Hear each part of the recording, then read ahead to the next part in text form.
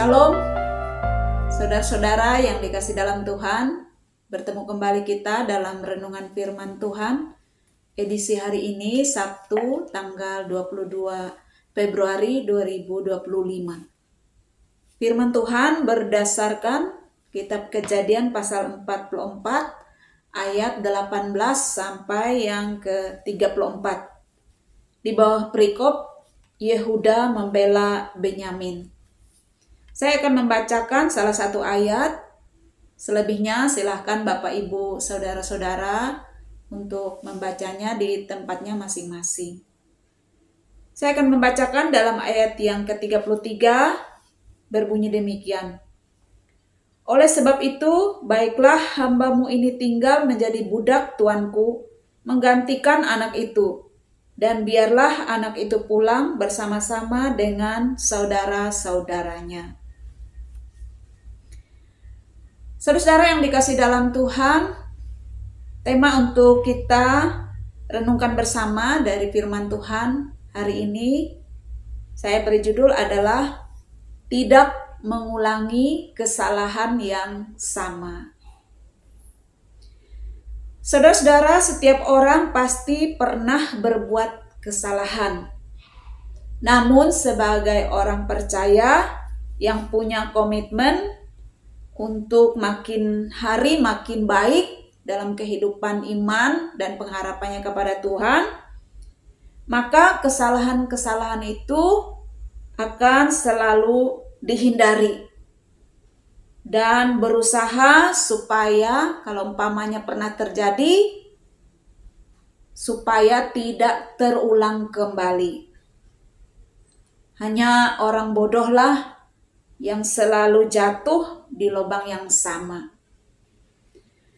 Saudara-saudara, sesuai nas kita diceritakan tentang seorang tokoh yang bernama Yehuda. Yehuda adalah putra Yakub yang keempat dari istrinya yang bernama Lea. Kita bisa lihat dalam Kejadian 29 ayat yang ke-35. Di tengah saudara-saudaranya, Yehuda ini sangat dominan dan berpengaruh. Pada waktu konspirasi mereka bersaudara untuk mencelakakan Yusuf, ialah yang memiliki pemikiran dan mengusulkan agar Yusuf dijual sebagai budak. Kita bisa lihat dalam pasal yang ke-37 ayat 26 sampai 28 dan semua saudara-saudaranya menurutinya. Dan disitulah letak kesalahan fatal dari mereka, secara khusus Yehuda.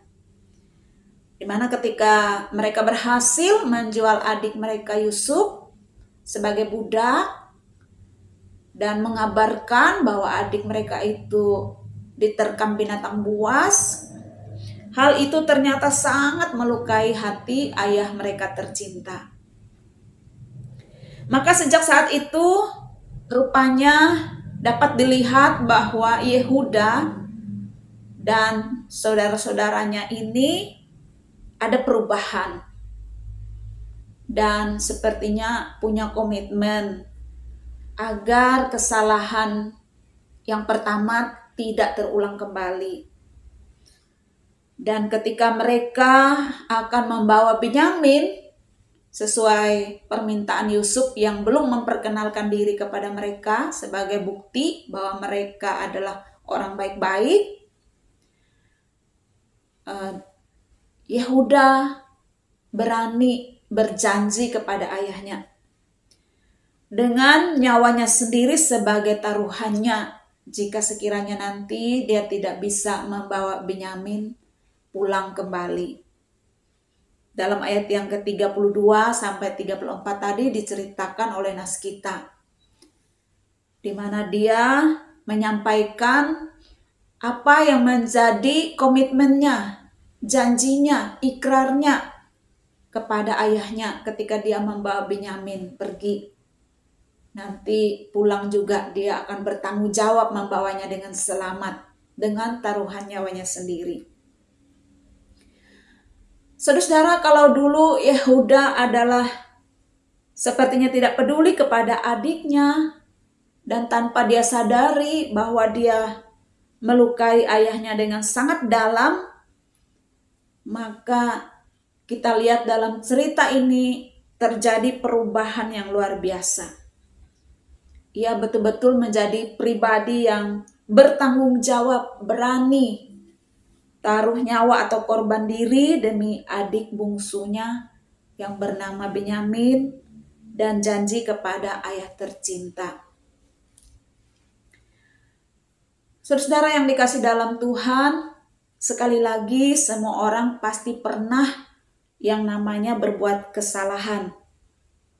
Kan tidak ada manusia yang sempurna. Tapi belajar dari nas hari ini adalah apapun kesalahan dan pelanggaran yang telah terjadi, tentu kita tidak bisa mengubahnya. Namun bertolak dari itu yang terpenting adalah sadarilah kesalahan dan pelanggaran kita. Itu yang pertama. Yang kedua, belajarlah untuk bertanggung jawab. Dan yang ketiga, berusahalah untuk jangan sampai kesalahan yang sama terulang kembali. Dan itulah yang pasti berkenan di hadapan Tuhan.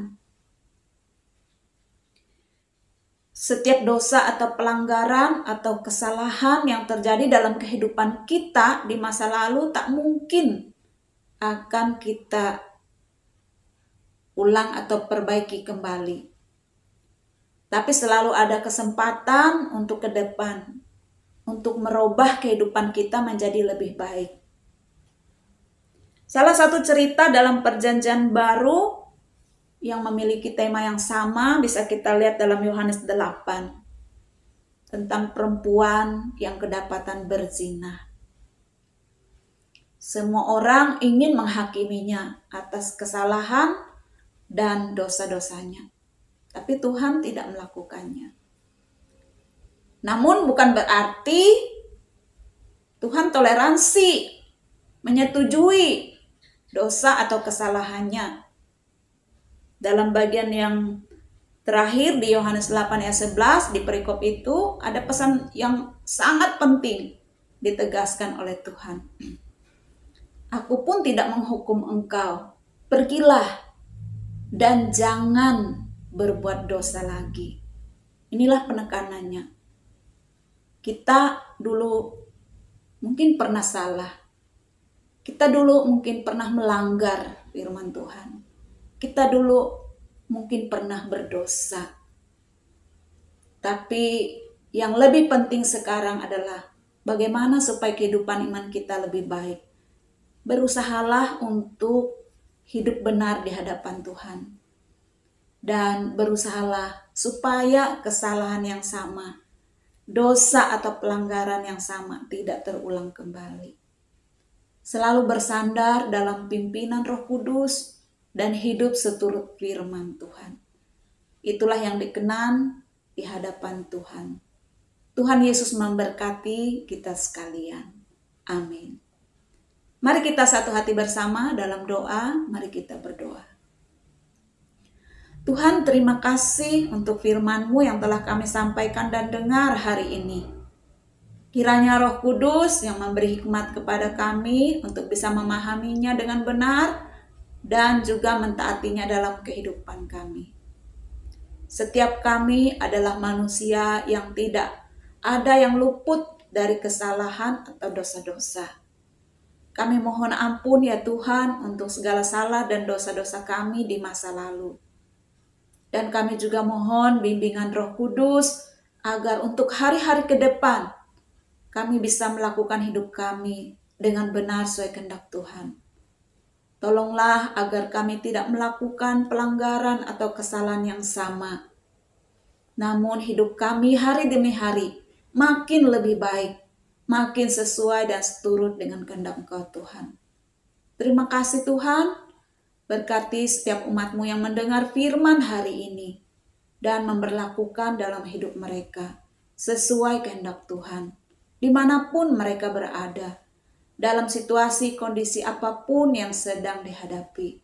Tuhanlah yang akan senantiasa menyertai, menuntun, memelihara, dan memberkati. Terpuji namamu Tuhan, kami berdoa bersyukur dan menyerahkan seluruh hidup kami hanya dalam nama Tuhan Yesus, Juru Selamat kami. Amin. Demikian firman Tuhan untuk kita pada hari ini. Semoga Tuhan berkenan kita boleh bertemu kembali pada edisi berikutnya. Shalom.